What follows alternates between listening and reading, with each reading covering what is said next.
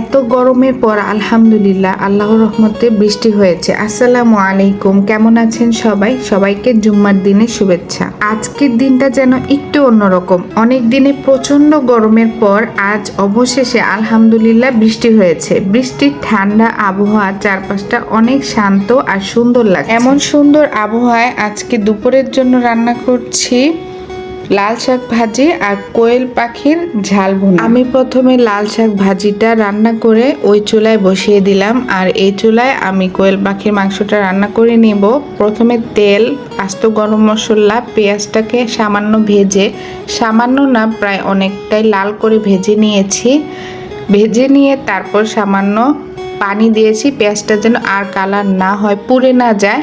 তারপর স্বাদ মতো লবণ, আদা রসুন বাটা, হলুদ গুঁড়া, মরিচ গুঁড়া, জিরা গুঁড়া, ধনিয়া গুঁড়া আর গরম মশলার গুঁড়া পরিমাণ মতো নিয়েছি। আমি এখানে 5টা কোয়েল পাখি নিয়েছি, তার মধ্যে যতটুকু আর কি মাংস হয়েছে সেই পরিমাণ অনুযায়ী আমি মশলাগুলো দিয়েছি। মশলাটা ভালো করে কষানোর পর আমি এখানে বড় সাইজের যে রসুনটা আছে ওগুলা ছিলে ভালো করে ধুয়ে কোয়াগুলা দিয়েছি।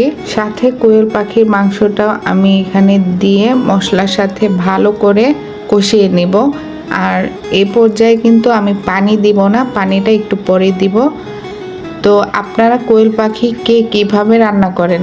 আমি তো রসুন দিয়ে রান্না করলাম, আরেকদিন রোস্ট রান্না করে আপনাদের সাথে শেয়ার করব ইনশাল্লাহ।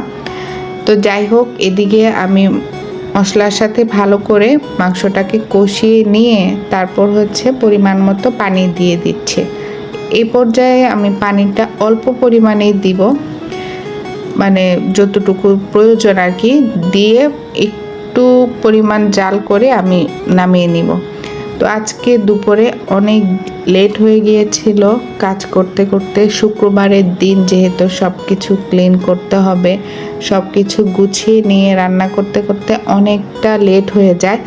নামাজ থেকে এসে দুপুরে খাবারটা খেয়ে নিতে হবে সবার। চুলাটা যেহেতু আমার জানালার সাথেই, রান্নাঘরের জানালার সাথেই, তো বৃষ্টি হচ্ছিল। আমি যখন রান্না করছিলাম তখন কিন্তু অনেক পরিমাণে বৃষ্টি আর বাতাস হচ্ছিল, খুবই ভালো লাগছিল। আজকের এই সাধারণ রান্নার মধ্যে ছিল এক ধরনের প্রশান্তি। পরিবারের সবাইকে নিয়ে একসাথে বসে খাওয়ার আনন্দই যেন সবচেয়ে বড় আনন্দ। আলহামদুলিল্লাহ, জীবনের সুখ সবসময় বড় বড় কিছুতে নয়, ছোট ছোট মুহূর্তগুলোর মধ্যেই লুকিয়ে থাকে। চারপাশে বৃষ্টি হচ্ছিল আর নিজের হাতে রান্না করা খাবার আর পরিবারের হাসি মুখ, এগুলোই জীবনের সত্যিকারের সৌন্দর্য। আমার ভিডিওগুলো যদি আপনাদের কাছে ভালো লাগে আমাকে কমেন্টে জানাবেন, সাথে লাইক এবং শেয়ার করে দিবেন।